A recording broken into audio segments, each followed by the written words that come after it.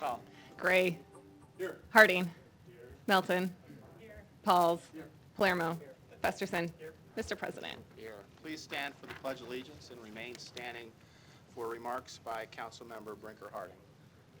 I pledge allegiance to the flag of the United States of America and to the republic for which it stands, one nation, under God, indivisible, with liberty and justice for all.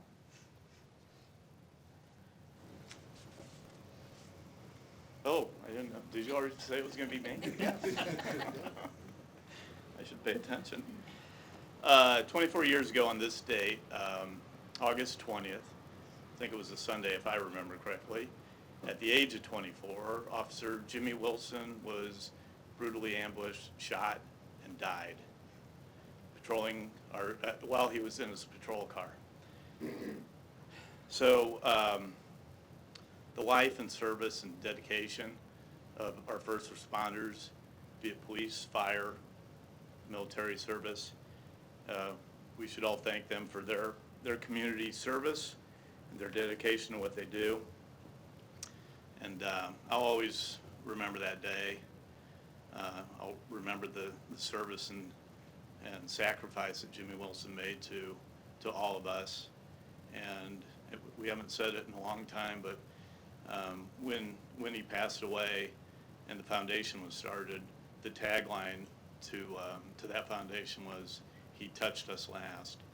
And it's been a long time since I remember hearing that phrase, but I think it's something that bears remembering every once in a while, that Jimmy Wilson touched us last. Thank you.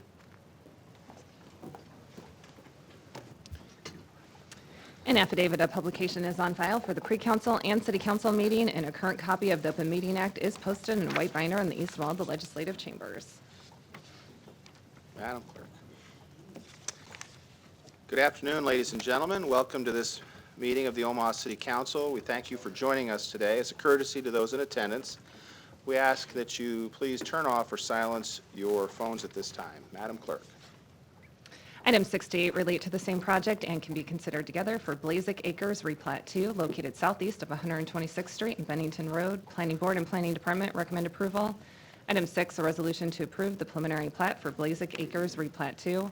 Item 7, a resolution to approve the final plat for Blazik Acres Replat 2. Item 8, a resolution to approve the Blazik Acres Replat 2 subdivision agreement. The public hearing on items 6 through 8 is at this time. Are there any proponents?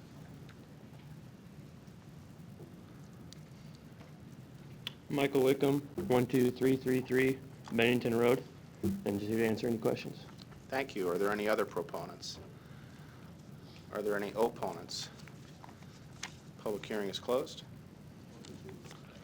Roll call. Gray. Yes. Harding. Yes. Melton. Pauls. Palermo. Yes. Festerson. Yes. Mr. President. Yes. Items 6 through 8 are approved, 7-0. Thank you. Item 9, a resolution to approve the Elkhorn Station Tax Increment Financing Redevelopment Project Plan located at 2606 North Main Street, 2605 North 206th Street, 20585 Elkhorn Drive, and 20575 Elkhorn Drive, in the amount up to $3,200,000. The public hearing on item 9 begins at this time. Are there any proponents? Yes, good afternoon. Don Seaton, Omaha City Planning. We'll begin by getting oriented here. The site is in downtown Elkhorn. It's a collection of 4 parcels. And this L shape here covers almost the whole block except for these 4 parcels. So the project has frontage along Elkhorn Drive and also along Elkhorn Main Street. The site plan, the yellow are building footprints. Site will be cleared. 2 new structures will be built. There'll be mixed-use 4-story buildings. The upper levels of both buildings will be apartments. Total of 90 apartment units. There will be commercial retail space along Main Street on the lower level of this building. Lower level of this building will be mainly parking stalls and garage spaces. But we do have retail along the Elkhorn Drive frontage. Let's see. And this is a 206th Street right-of-way. And this is the railroad right-of-way. I put up a older aerial here. Anyway, we have new public parking facilities being built in both of these areas. They will serve the development, but they're also public parking. So we'll have public parking which will help Main Street Elkhorn along here. These buildings have been removed by the developer. These two are removed. These three remain to be cleared. Another thing to notice is that 206th Street right-of-way. It's a not only unimproved, it's a pretty rugged area, a lot of trees overgrown. That not only will be redone as a parking lot, but a large storm sewer connection will be installed there by the developer. So we're looking at a pretty hefty amount of public improvements. A little bit north of $2 million in public improvements. It's a little bit more than we typically see in a typical TIF project, so they're doing quite a bit in terms of public improvements. There's also some railroad safety improvements that are going in. It is in a bid district. Often we'll look for a voluntary bid contribution, but because of the extent of the public improvements and the public parking lots for this project, we have not asked for that. This, incidentally, I showed you this one where we had the building on the railroad right-of-way. This is a little bit more where it looks like now you can see the public parking. It's currently gravel. That'll be a nice parking facility. The developer is Don Gardner. He knows Elkhorn well. Developed other projects there, well connected with the Elkhorn community. Total project cost is $16.2 million. They're asking for $3.2 million, $3,200,000 in TIF support. The project complies with the comprehensive plan. It'll be an asset, I think, for downtown Elkhorn. It meets the criteria of the TIF program. We ask for your approval. Thank you. Are there any other proponents? Let me leave you with this here, maybe.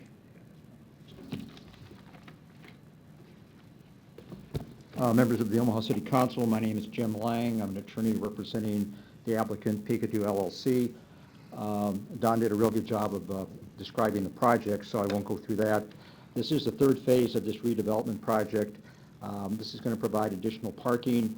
It's going to provide some multifamily down in the old area and plus limited retail and office. So we think this is going to be a real asset. It's once again the next phase of redeveloping this area. So Mr. Gardner's with me here today. If you have any questions, we'd be happy to answer those.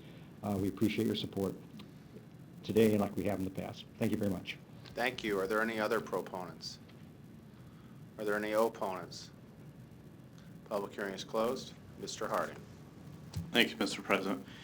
I'll just make comments. I don't think I need to ask any questions of anyone, but I know that Don mentioned that the railroad quiet zone work that's going to be done in conjunction with this work as well, which is a high expense, which is one of the reasons why we weren't asking for that additional contribution to the BID.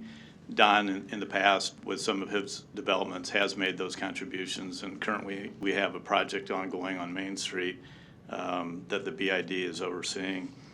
But it's nice to know, along with those public improvements, that when we have these nodes like Benson and Dundee and Blackstone, sometimes one of the complaints we hear is not enough parking for the patrons to go there. And now with Jukes investing in downtown Elkhorn and Boyd and Charlie's and a number of other merchants, I think the approach that they're taking to address that issue up front and at the beginning of the project is something to be commended and would be very supportive of this project. So with that, I'll move for approval. Second. Thank you. Mr. Pauls. Thank you, Mr. President. I, too, am glad that the gravel or the rock road will be changed into a parking lot. It's a neat place to go if you haven't been to some of the restaurants out there. They have some unique facilities.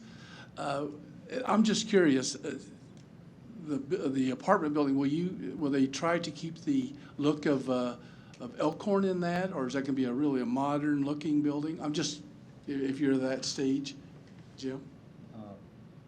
Yeah, thank you. There are some renderings here. Name and You can address, Jim. Right here, you can see on the, Jim, yes. you gotta tell us your name. Oh, I'm sorry. Jim Lang, attorney for the applicant. Thank you. Yeah, Don, in his presentation, has some renderings here of the apartments, as you can see them. We worked with, Don has worked with the city planning department on this and the urban design department on this to come up with the design for the apartments. It's going to be 4 stories, 3 stories above, and below will either be retail, office, or parking for the apartments indoors. So we think it's going to be compatible with the existing Old Town Elkhorn. That's how we've worked with the city on this, and the planning department's given us some very good ideas and input and reviewed our plans. So we think it's going to really blend in well. And it's not going to be a modern look. I guess it's going to be a look that's going to blend in with what's down there at this time. Okay, thank you, that's just interesting, thank you. Thank you. Councilmember Melton.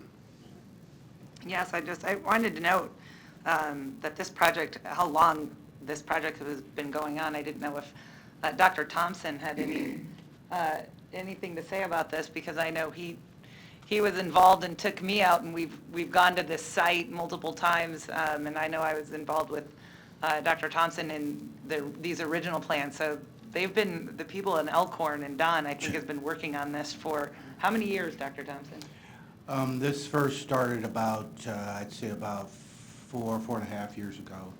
And the city has been very, especially the Public Works and Planning Department, has been very helpful in helping the Elkhorn people get this done.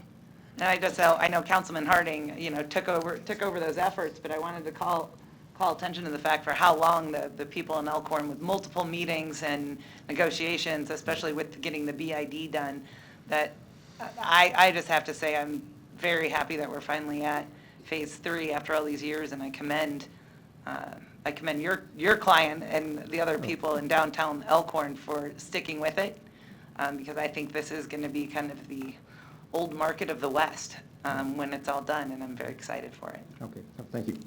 Thank you. We have a motion and a second. Roll call. Gray. Harding. Melton. Pauls. Palermo. Festerson. Mr. President. Yes. Item 9 is approved, 7-0. Okay, thank you.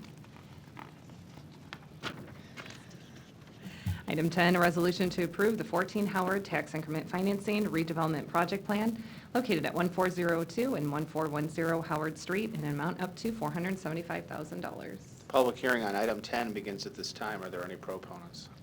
Yes, Don Seaton, Omaha City Planning, and we'll move to a site here that's a little closer to where we're at today. We're in this building.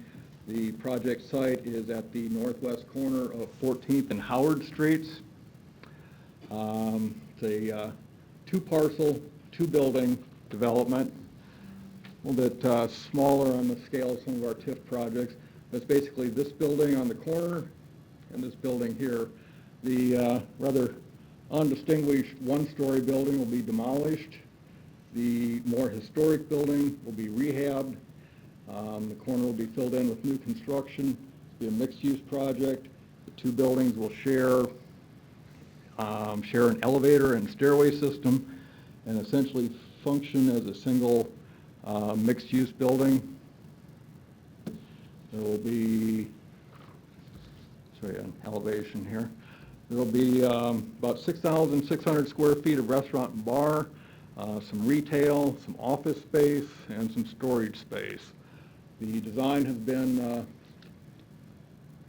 worked on with the developer and with our urban design team to positive effect, I think. The new construction you see here kind of mirrors the shape and proportions of the historic building, yet clearly have contemporary elements. The developer is 1402 Howard LLC.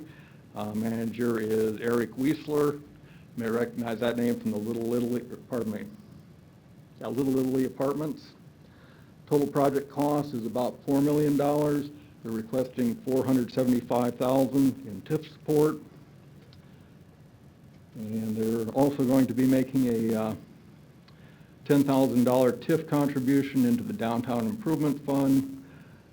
It's a good land use for the area, it complies with the master plan. We ask for your approval. Thank you. Are there any other proponents?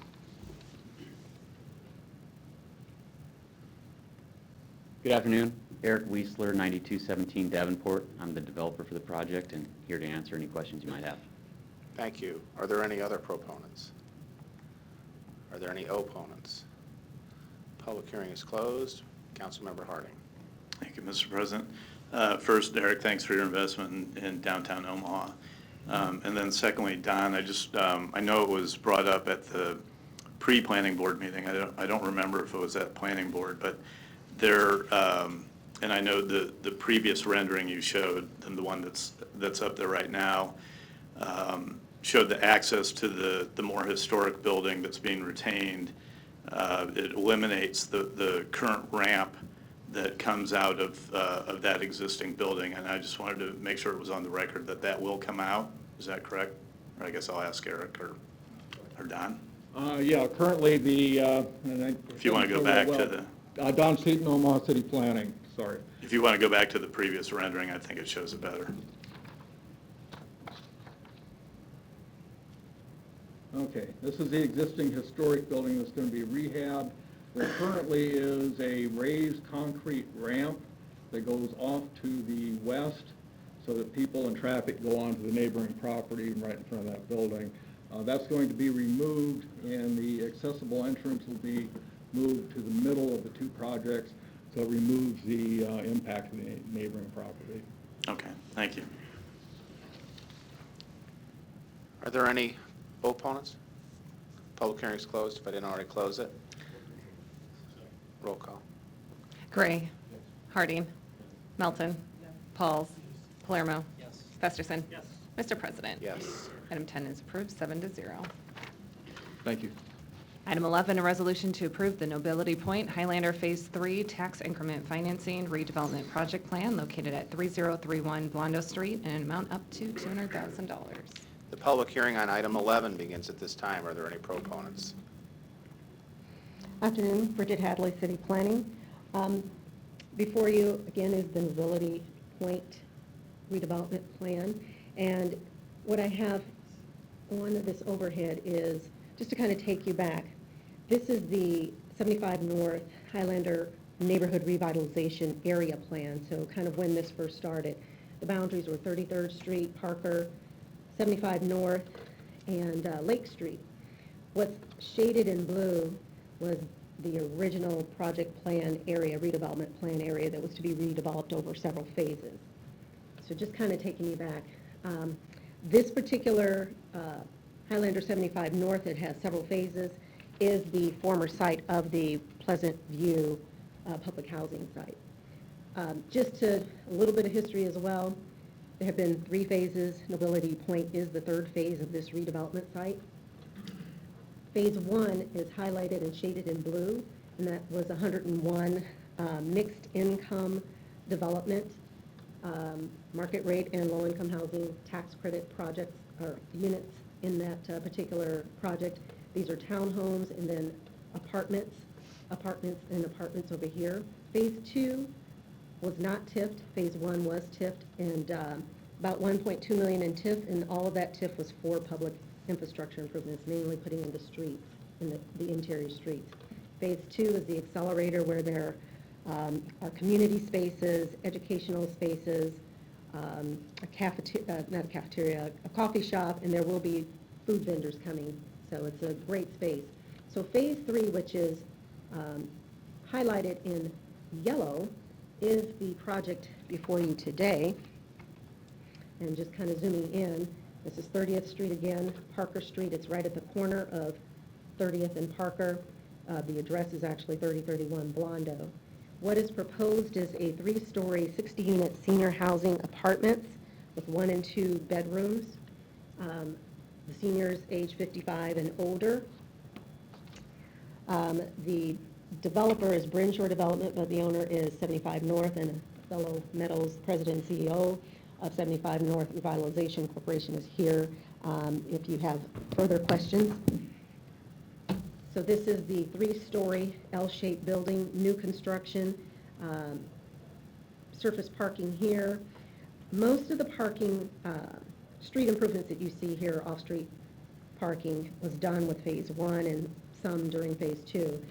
This off-street parking will happen with Phase 3. And there's also talk, I think, of maybe a metro, I don't know if I want to say bus shelter, but there's talk about having that complement the project. And I apologize, these renderings do not really reflect the true colors. Our printer is a little bit off, so this is blue, but the building will not be in blue. The team has worked with our planning department and urban design team to make sure that the design will be appropriate. So what it's showing you is a south elevation, north elevation. This is north A, north B elevation. Another view of the south elevation and the west elevation. So again, an L-shaped building. They're only asking for $200,000 in TIF. The investment of this project is a little over $2 million, so I know it sounds, when you think about other projects, it's a small amount that they're asking for, but again, all these projects are based on what that project can support, and because this is low-income housing tax credits, rents in this project are low, and so it's an income-based project, so the value and what the TIF can support is only going to be about $200,000. So that's the amount they're asking for, which is going to cover some public improvements, some site prep work, and some A&E. And with that, I think I will ask for your approval and turn it over to Othello in case he has anything else he would like to add. Thank you. Are there any other proponents? Afternoon, Othello Meadows, 2112 North 30th Street, Suite 200. Just here to answer any questions if you guys have any. Thank you. Are there any other proponents? Are there any opponents? Public hearing is closed. Councilmember Gray. Thank you, Mr. President. Othello, first of all, I just wanted to take the opportunity because I know you hear it sometimes, but I think you want to hear it from those of us who are actually involved and those of us who sit on this council, but this is a great project. This is a community-changing kind of a project.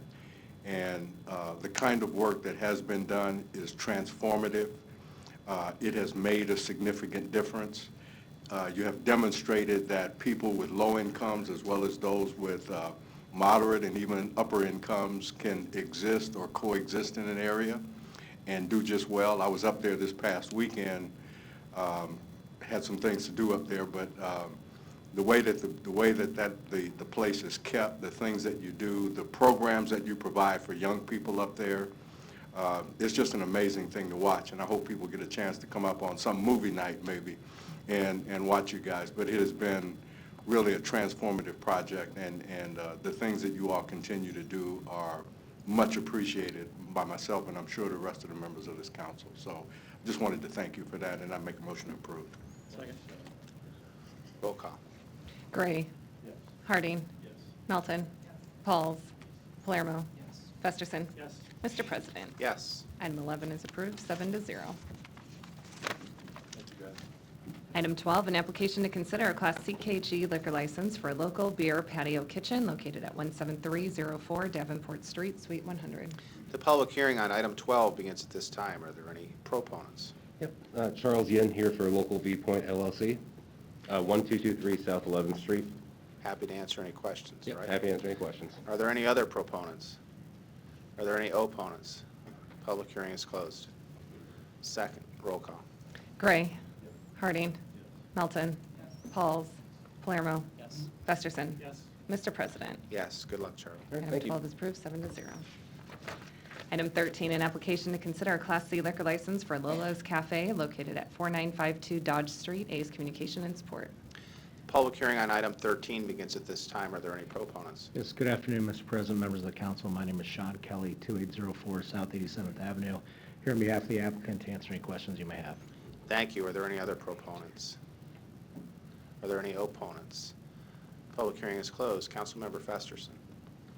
Thanks, Mr. President. Mr. Kelly. So this is a replacement for a kitchen table at That's right. Dundee Film Streams, correct? It is.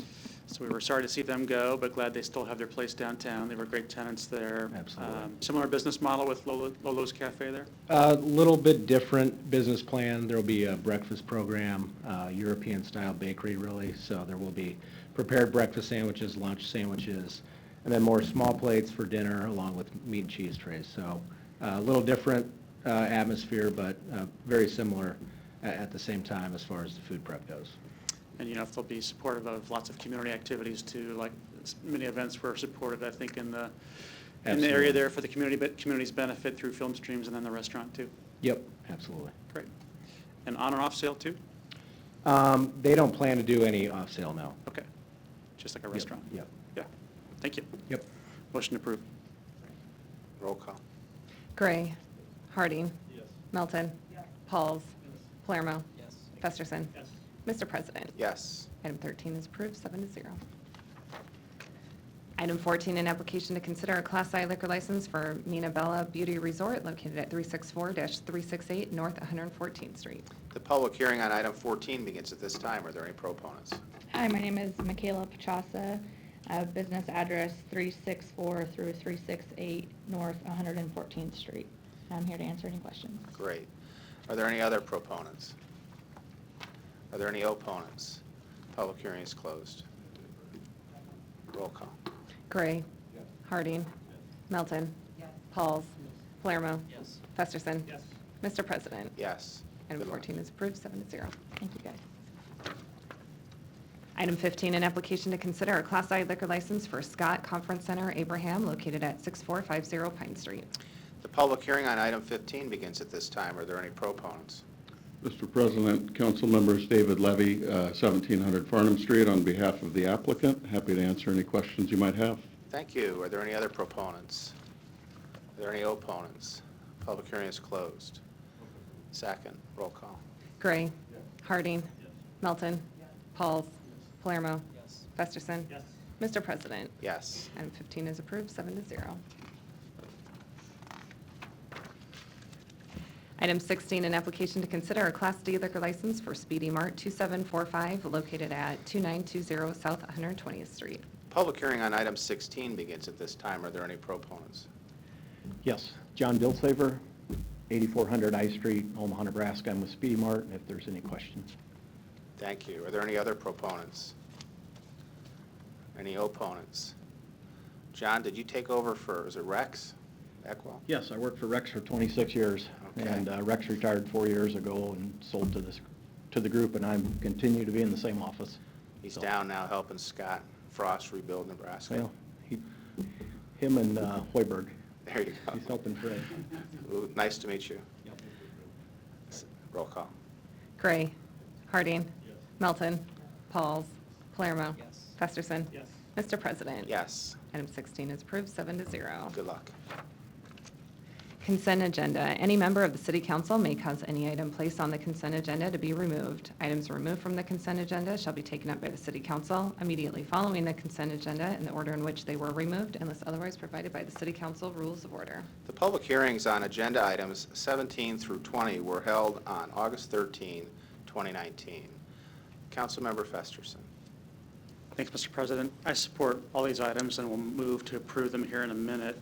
But I think we've had substantial conversation recently about 19 and 20. And last week, I know I saw Erin Porterfield was here, and I think she's here again today. I don't want to surprise her, but I know that we all support those workforce efforts and what she's doing. And I think last week we were pretty focused on discussing trash. But Erin, if you wanted to give a minute at the podium here to talk about an update on these programs and the important work that you're doing at Heartland Workforce Solutions. Hello, Erin Porterfield, 5752 Ames Avenue. Appreciate the opportunity to give you a quick update. The funds that we use from the city of Omaha, you consider the CRED program, the Career Readiness to Eliminate Disparities. That's more focused on systemic to prevent poverty and unemployment. These programs that we have here today, those are funds that go from the Workforce Investment Act at the federal level down to the state, down to 3 local areas in Nebraska. Those funds are flowed through us. We have an interlocal agreement with the 3 counties. The mayor's our CEO. These dollars, these particular funds go to run the one-stop system, one-stop workforce system through our 5752 Ames Avenue and Latino Center of the Midlands.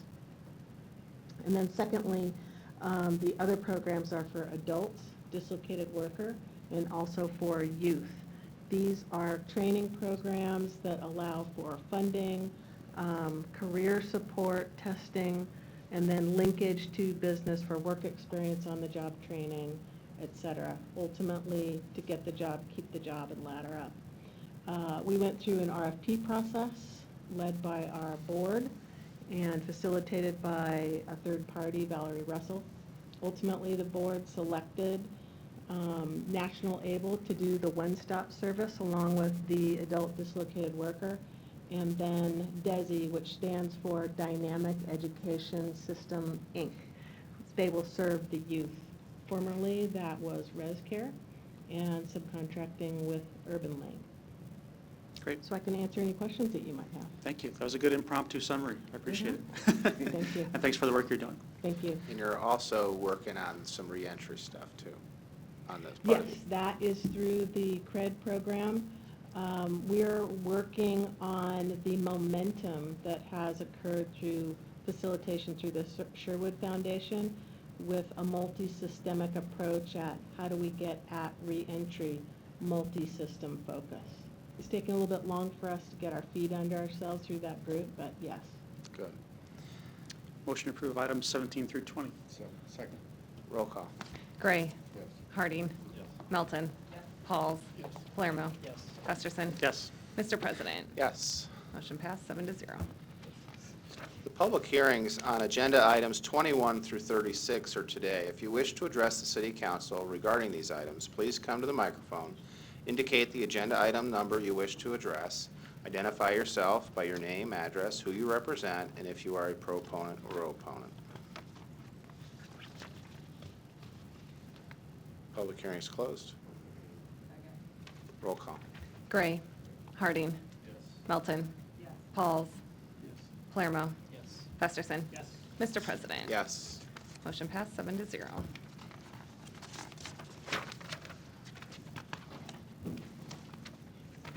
Item 37, an ordinance approving an agreement for the Papillion Creek Watershed Partnership for a 5-year term starting on July 1, 2019. The public hearing on item 37 begins at this time. Are there any proponents? Are there any opponents? Public hearing is closed. Item 38, an ordinance vacating that portion of an alley east of South 51st Street between Walnut Street and Hickory Street. Planning Board and Planning Department recommend approval. Public hearing on item number 38 begins at this time. Are there any proponents? Any opponents? Public hearing is closed. Item 39, an ordinance vacating that portion of Izzard Street right-of-way from the west right-of-way line of 20th Street to the current east right-of-way line of 21st Street. Planning Board and Planning Department recommend approval. The public hearing on item 39 begins at this time. Are there any proponents? Are there any opponents? Public hearing is closed. Item 40, an ordinance vacating that portion of Hunt Street extending east-west through 9201 North 36th Street. Planning Board and Planning Department recommend approval. Public hearing on item 40 begins at this time. Are there any proponents? Are there any opponents? Public hearing is closed. One public hearing will be held for items 41 and 42, agreements with Elkhorn Public Schools for services at Elkhorn High School located at 711 Veterans Drive to provide one uniformed police officer from August 15th, 2019 and ending at the close of the 2021-2022 school year, and to provide one associate school resource officer and a marked police cruiser, subject to availability, from August 15th, 2019 and ending at the close of the 2019-2020 school year. The public hearing on items 41 and 42 begin at this time. Are there any proponents? Are there any opponents?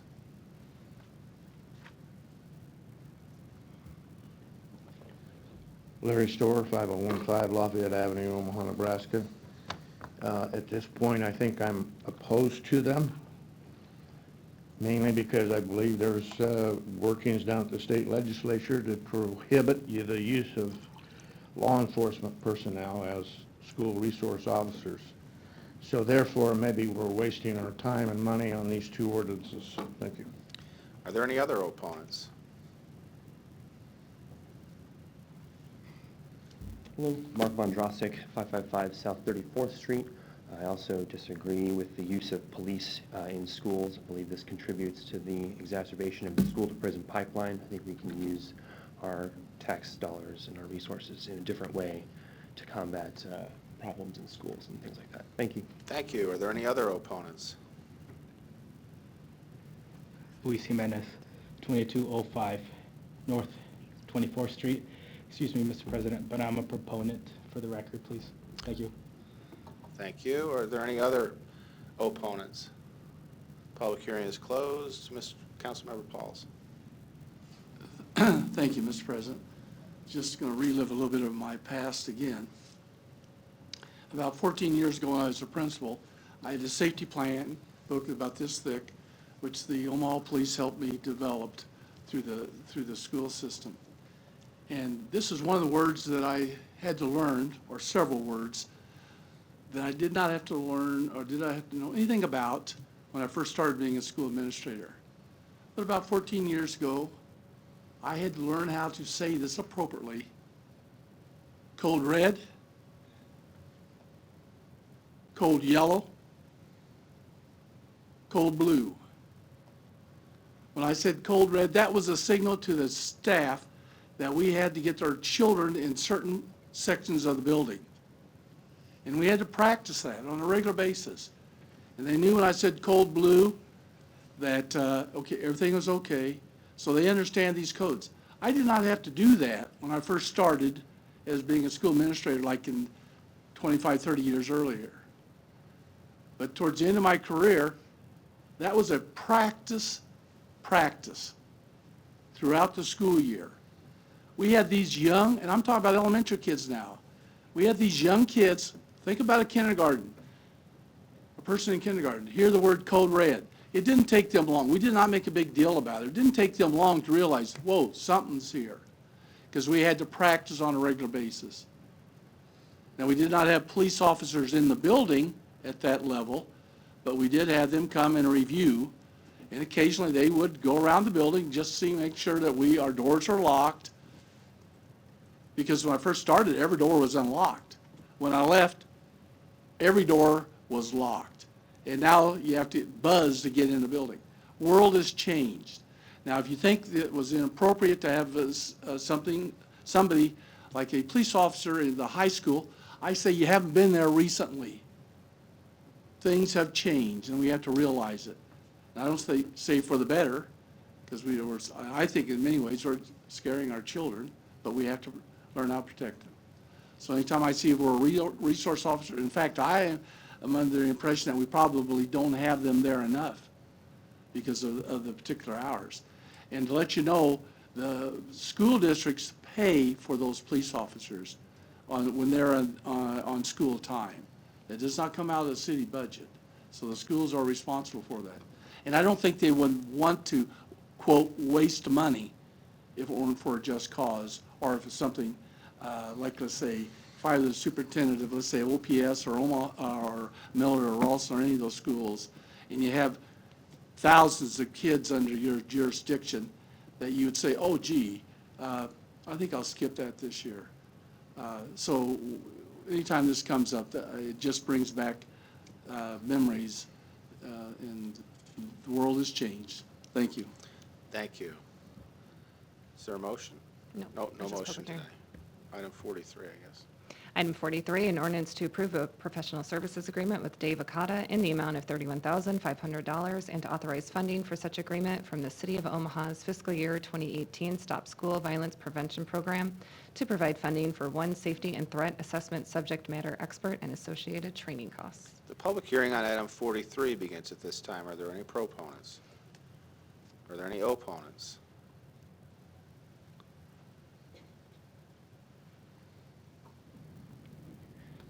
Larry Storr, 5015 Lafayette Avenue, Omaha, Nebraska. Along the lines of Councilman Pauls, I'd like to bring up that there was a time where we in America could practice our own safety awareness for various reasons, various calamities, various criminals, and we could rely on our public officials to help us in those endeavors. And I'd like to ask, is there not a citizen or a retired police officer or military person that we respect as heroes that can advise us to these matters? Do we have to pay out public funds to go hire somebody from outside the city? Are we not capable of assessing threats and coming up with programs to present to our elected officials to decide on, and the lawyers behind them to polish off so that it's all legal?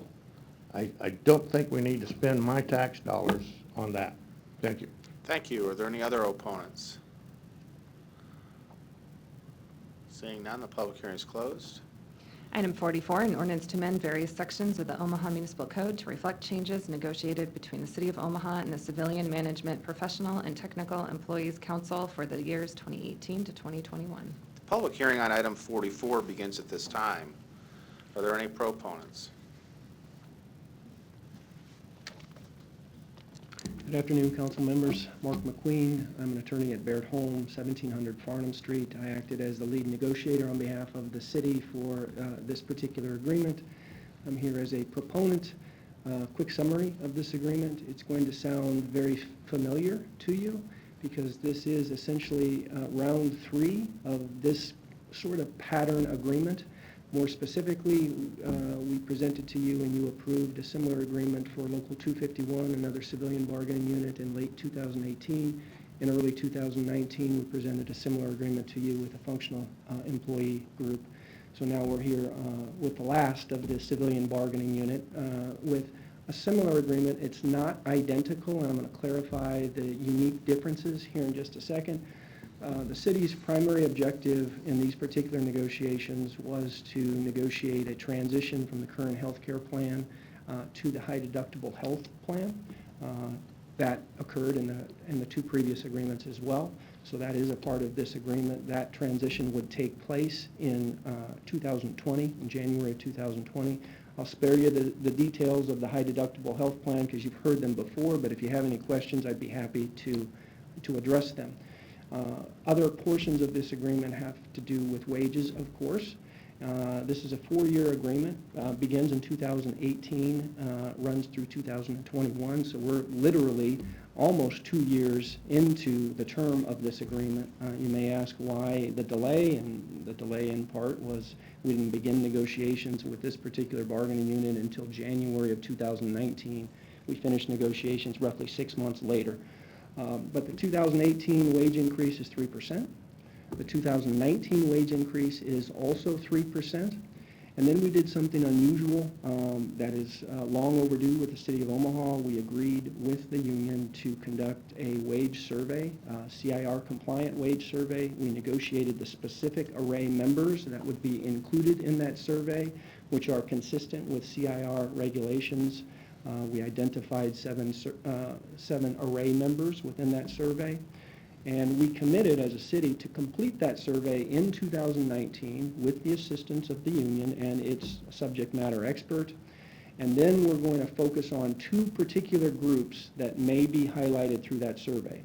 One group may be significantly underpaid by the market, and by significantly I mean to the tune of 10% or greater below what their wages should be, according to the survey result. By the flip side, anybody that's 10% or greater above the market will get special attention when we complete the survey. More specifically, if any job classifications at the top rate are 10% or more below market, we're going to adjust them upwards to achieve a 97% of the market over the course of 3 increments. Those 3 increments will begin in October of 2019, this year. That's step 1. Step 2 would be January of 2020. Step 3 will be January of 2021.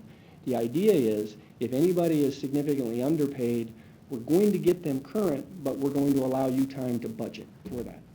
The flip side is if anybody's overpaid, based on the survey that we result, overpaid being defined as anybody 10% or more above the market in the array, then their wages would be frozen from the time that the survey is completed, up to and including the end of the contract. So that's what happens in 2019. In 2020, we have another 3% increase, except for the group that I just identified, the exceptions high and low. And in 2021, we have a 2% wage increase, except for that group that I've identified as either high or low.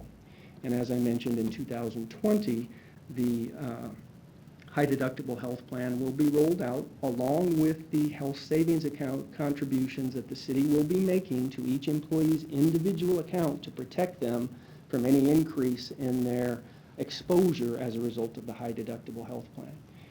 Last thing that I would mention by way of highlight, and then I'll be happy to answer any questions, is we also committed to maintain the health savings account contributions to the employees at the same level in 2021 as they exist in 2020 when we roll this plan out. So we feel good about the fact that now after 8 years of working through these negotiations, we're consolidating almost everyone in the same health insurance plan. You may remember that the Omaha Police Department is under the same high deductible health plan now. They have different premium rates and different contributions rates to their health savings account.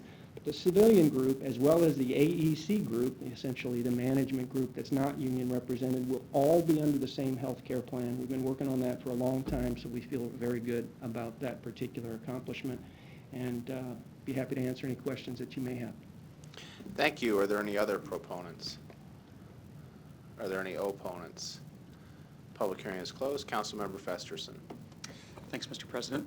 Mark, just a question, if you would.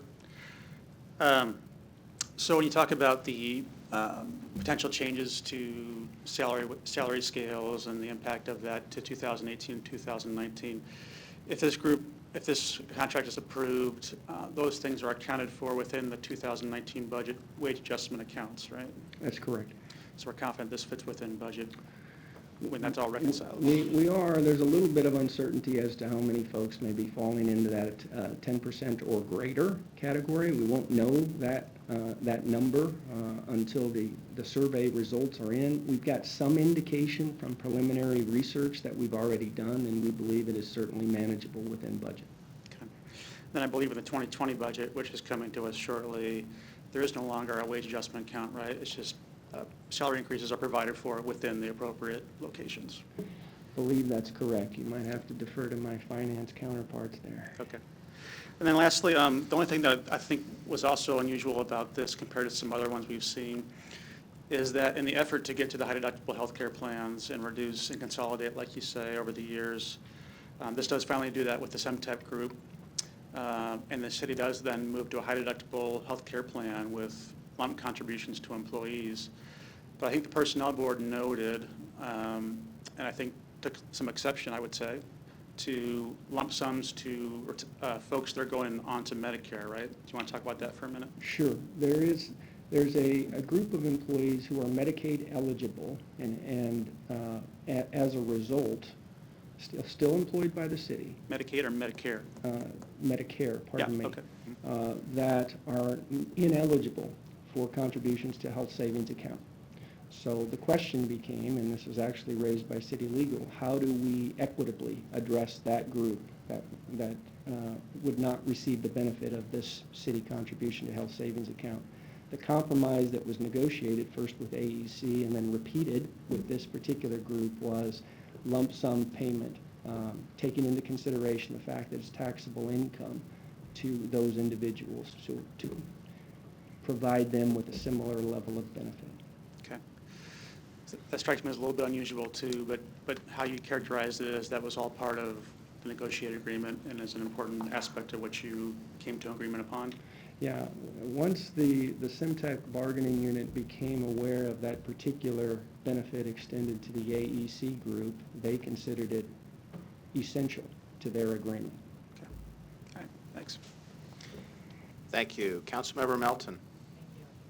And Mark, I know we talked about this earlier, but one of the benefits of having this wage survey, in addition to making sure that we're actually paying our people a market rate, we're not losing people because our salaries are too low or we're not overpaying maybe public employees. But the other thing that we didn't talk about is, a lot of times when you're doing the contract negotiations and you're negotiating on pay wages, if the two of you can't agree, you go down to the CIR, correct? And when you get there, that's what they require that you do. Then a wage survey is gonna have to be done. And a lot of times, each side does one, and then you might argue. This would almost be a way to avoid some of those future arguments if you get a proper wage survey and we do those on a regular basis. I mean, would you agree that it might eliminate the need for future arguments and contract negotiations? There's no question about it. There's no question that the survey is long overdue, and there's no question that the survey will act as a deterrent to future CIR litigation, because both parties have already negotiated appropriate array members. Both parties will be involved in this survey. Both parties will be confident of the legitimacy or the validity of the survey results, and then both parties lose the incentive to threaten or actually file CIR litigation, because we know we already possess the data, the very data that the CIR would use to order an outcome. So I think this sets us up for several years to come to avoid disagreement over what's fair, what's right, what the market actually calls for. Okay, and I just want to call attention to that. We might be spending money on something that a wage survey, but I think we're going to get a lot more benefit, and we'll save a lot more in potential litigation costs in the future. It's certainly our hope and intent. So I just want to say that's what I like, comprehensive agreements that are actually going to, I guess, make for even better negotiations in the future, which is what we're getting out of these wage surveys. So thank you very much. Thank you. Thank you. Councilmember Palermo. Thank you, Mr. President. And Mark, just another follow-up along those same lines, and I've probably asked this before. Like any contract that comes forward, it's probably voted on by the bargaining unit, I would assume. Correct. This one was approved. This was already approved by the bargaining unit. That's correct. So the unique thing, I think, because of it being approved, and there's still classifications that aren't fully figured out on what, maybe that somebody who voted for this would actually be taking a pay decrease. Was it close enough that if you fell into one of them classifications, that would affect that, or how does that work moving forward? For clarity, nobody's going to take a pay cut. The worst case scenario to any bargaining unit member is a pay freeze after the 2019 3% increase already takes effect, and after we get the survey results. And if those survey results indicate that a job classification or more than one is 10% or greater above what the market says they should be at, they'll be frozen until the next round of contract negotiations. So I'm certain they all knew when they were voting on this that there may be a highly paid classification or a few that are already earning greater than what the market calls for. But they have that exposure, and nobody knows for certain until the survey results are finished. I should clarify, in case there's any doubt about this narrow issue, the union actually hired an outside expert and conducted its own survey before our negotiations even began. So they have a lot of data, and we asked for that same data during the course of our negotiations to provide them with informed decision-making. Okay, thank you. Thank you. Councilmember Pauls. Thank you, Mr. President.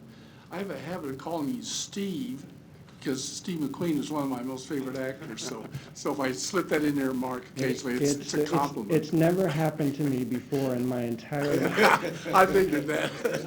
Yes. Just telling awful about the CIR. I know a lot of times we don't want to go involved in that because there are expenses on both sides. And there's this, I've always heard this, that usually the labor unions come out on top. That's what I've been hearing for years, especially when I was down in the legislature. It's, you know, when they wanted, some people wanted to do away with it totally. And do you feel, is there a bias there for labor unions in the CIR?